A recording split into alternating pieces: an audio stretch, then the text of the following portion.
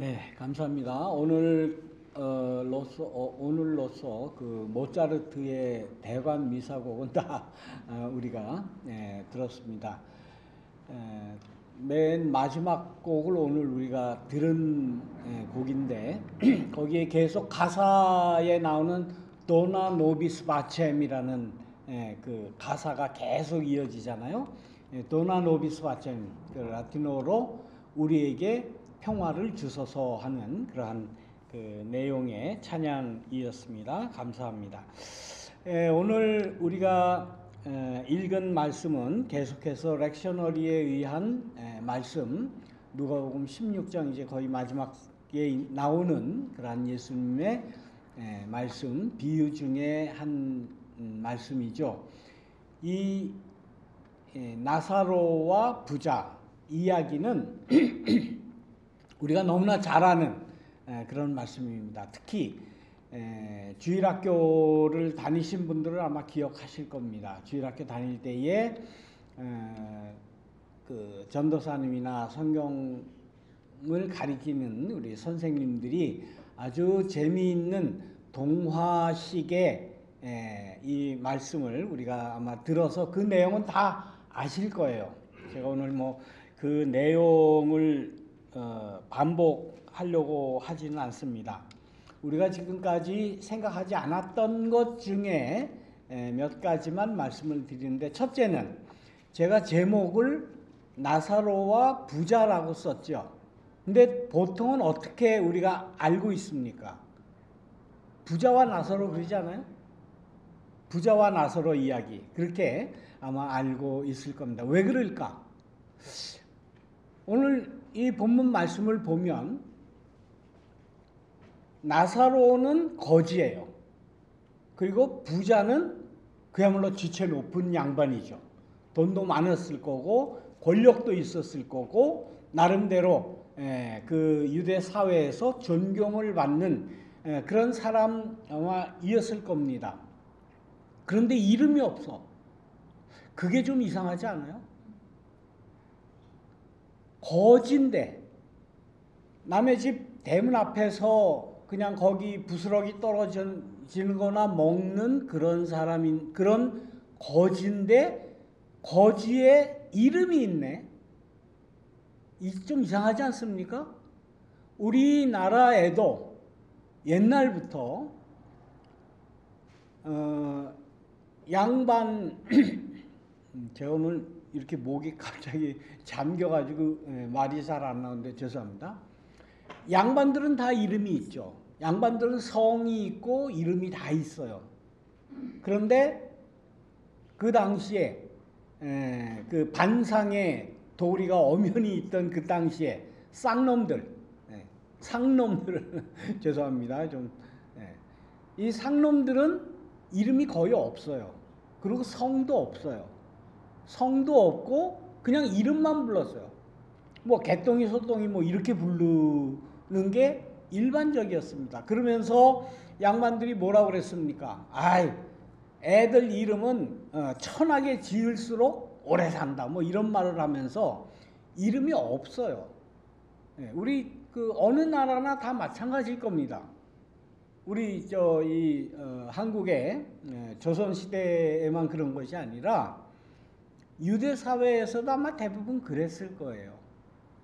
누가 거지의 이름을 불러줍니까? 에이, 저 거지, 저 더러운 놈,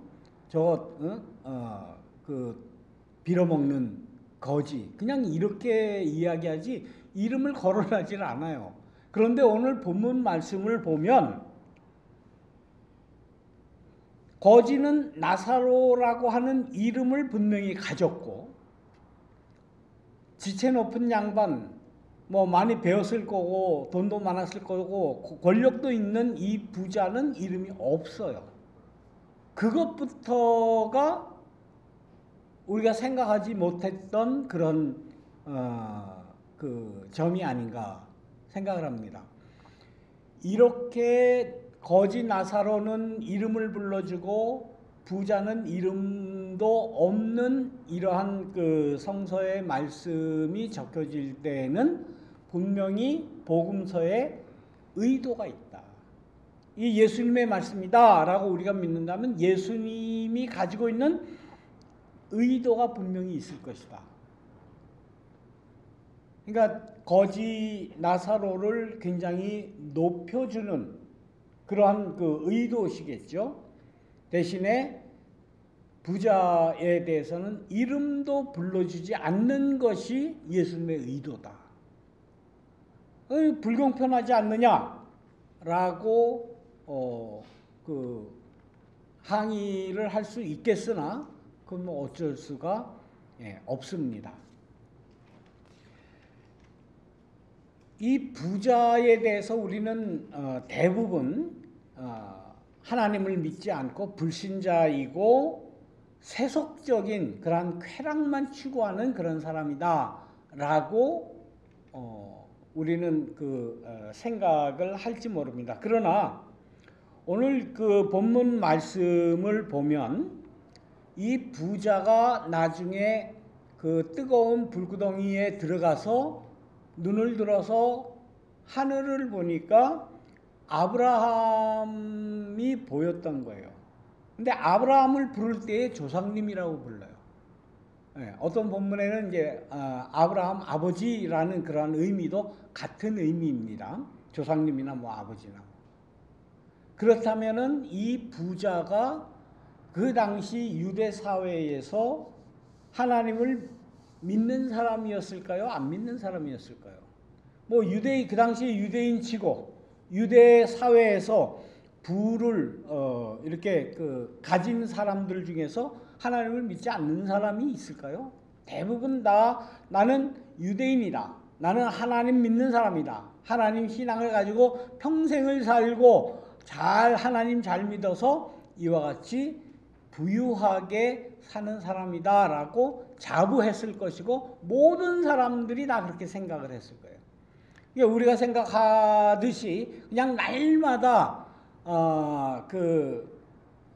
쾌락에 또 날마다 연애나 즐기고 그런 사람만이 아니고 그 당시에서도 웬만큼 유대인으로서 정체성을 가지고 유대인이라고 불릴 만한 하나님 신앙을 가지고 있었고 믿는다고 했을 것이고 나름대로 회당에 가서 11조도 하고 다른 사람들 보기에 부끄럽지 않을 만큼의 그 헌신을 또 헌금을 했던 사람임에는 분명합니다. 이 부자가 왜 나중에 죽어서 지옥불에 들어갔는지 저 바깥에 대문 밖에서 빌어먹던 거지가 왜 아브라함의 품에 안겼는지 그 이유가 무엇입니까? 그거는 나중에 그 아브라함의 이야기에 나와 있는 듯이 너는 살아있을 동안에 온갖 호사를 누렸다 라는 이유예요. 다른 이유가 없어요. 그리고 나사로는 온갖 불행을 다 겪었고 고통을 당했기 때문에 여기에서 아브라함의 품에서 행복한 삶을 누린다라는 그러한 말씀입니다. 이 부자가 왜 그 지옥불에 들어갔는지에 대해서 어떻게 하면 하나님 나라에 들어갈 수 있을까? 어떻게 하면 천당에 갈 수 있을까? 어떻게 하면 천국에 갈 수 있을까? 여기는 어떤 종교적인 이유가 본문에는 나오질 않아요. 뭐 신앙심이 깊었다든가 뭐 교회 출석을 그 당시에는 뭐 회당에 출석을 한 번도 빠지지 않았다든가 성경 공부를 열심히 했다든가 뭐 이런 종교적인 그러한 이유가 아무것도 없습니다. 아무것도 없어요. 단지 너는 세상에 살 때 호화롭게 살았고 단지 나사로는 고통을 당하고 주인의 상에서 떨어지는 그것으로 연명했다라는 그 이유밖에는 없어요. 오늘도 제가 차를 타고 오면서 이렇게 로스크랜스 길 프리웨이 내려서 이렇게 오다 보면 교회가 나타나면 제가 항상 이렇게 고개를 돌려보는 곳이 여기 입구입니다. 여기 입구. 그러니까 오늘도 어느 분이 한 분 계세요. 주무시고 계세요. 우리 이 본문 말씀 상황하고 똑같아요. 너희는 교회 와서 하나님 앞에 예배 드린다고 아무 걱정 없이 예배 드리는데 우리의 대문, 교회 대문 바깥에는 항상 노숙자가 와서 거기에서 살고 뭔가를 먹고 거기를 버려놓고 뭐 먹고 자고 하는 건 모르겠는데 때에 따라서는 용돈도 보시고 그래서 제가 매번 청소는 못합니다만 가끔 청소할 때에 여기서 수도 그 호수를 저쪽까지 이렇게 끌어다가 거기 물 청소하면서 오늘은 좀 깨끗하게 주무시겠네라는 마음은 갖습니다.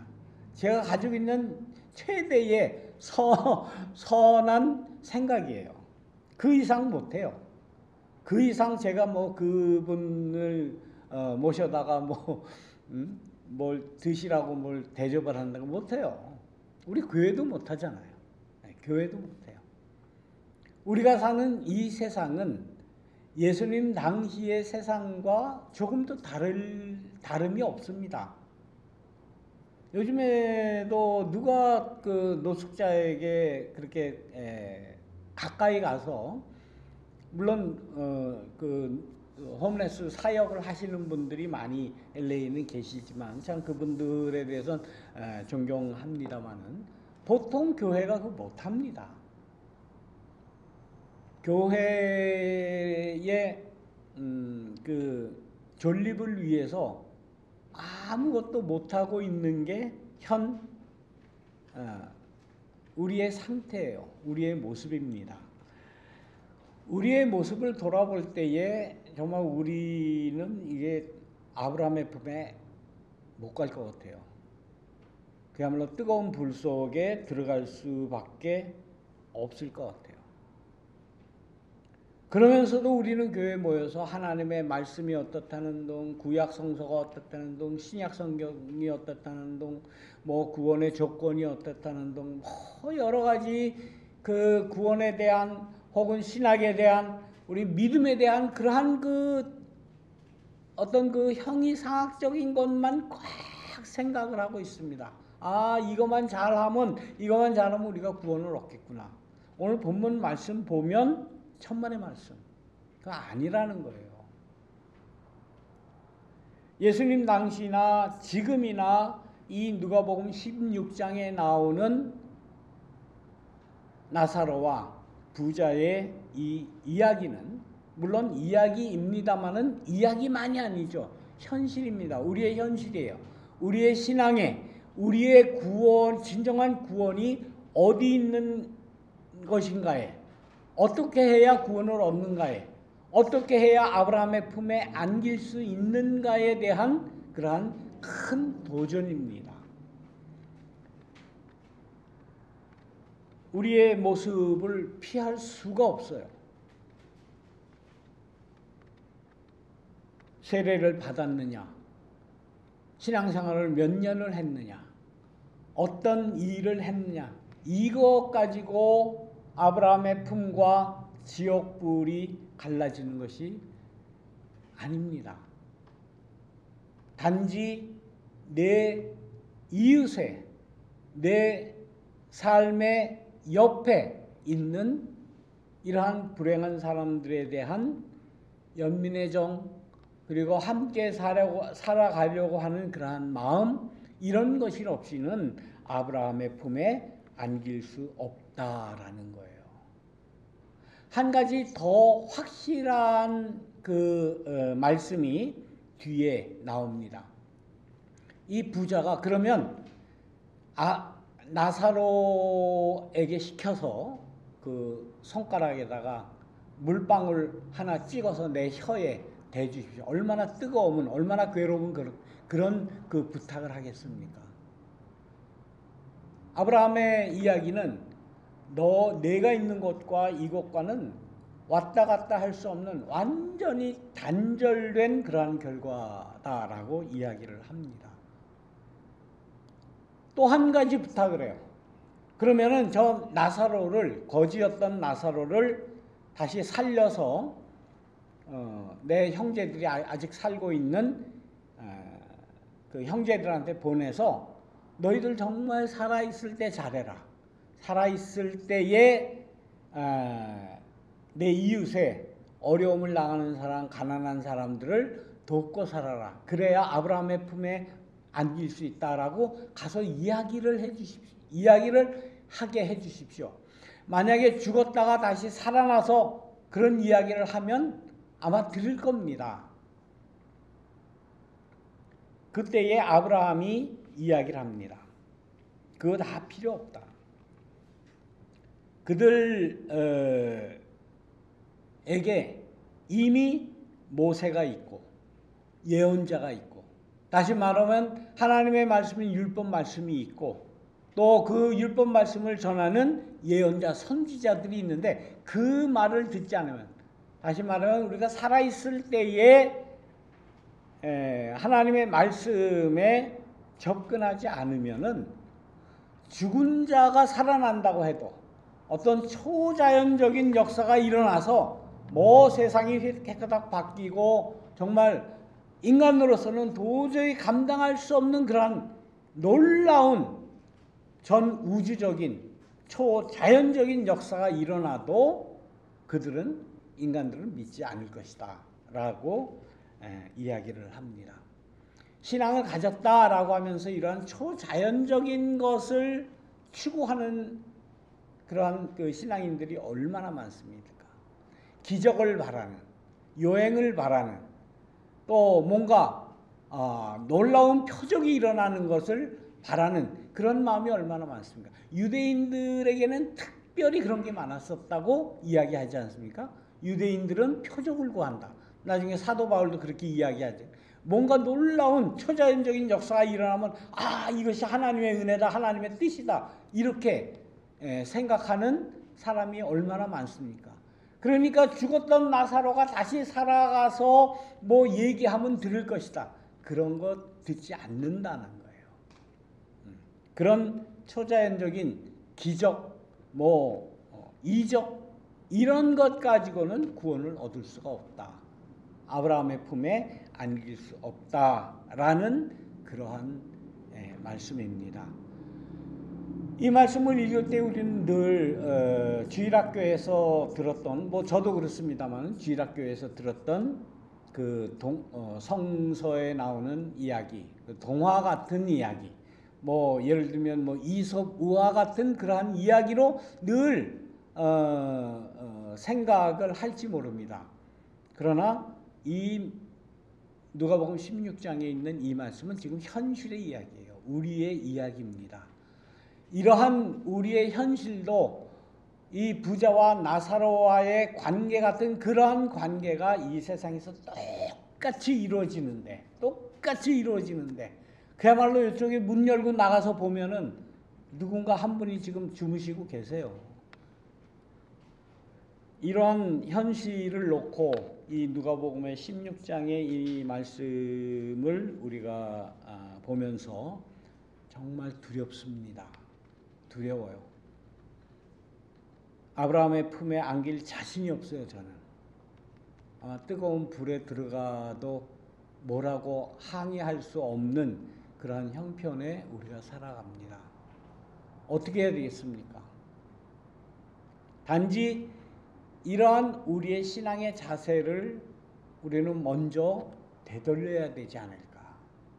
우리가 신앙생활을 한다고, 예수님을 믿는다고, 하나님을 믿는다고, 나중에 구원을 받았다, 구원의 확신이 있다, 이런 확신이 아무 소용이 없다는 사실을 우리는 깨달아야 되지 않겠습니까? 우리의 주변에, 우리의 주위에 있는 이 나사로와 같은 자에 대한 열린 마음, 그들을 받아주려고 하는 그러한 마음이 없다면 이 말씀 앞에 우리는 자유로울 수가 없다는 사실입니다. 참 두렵습니다.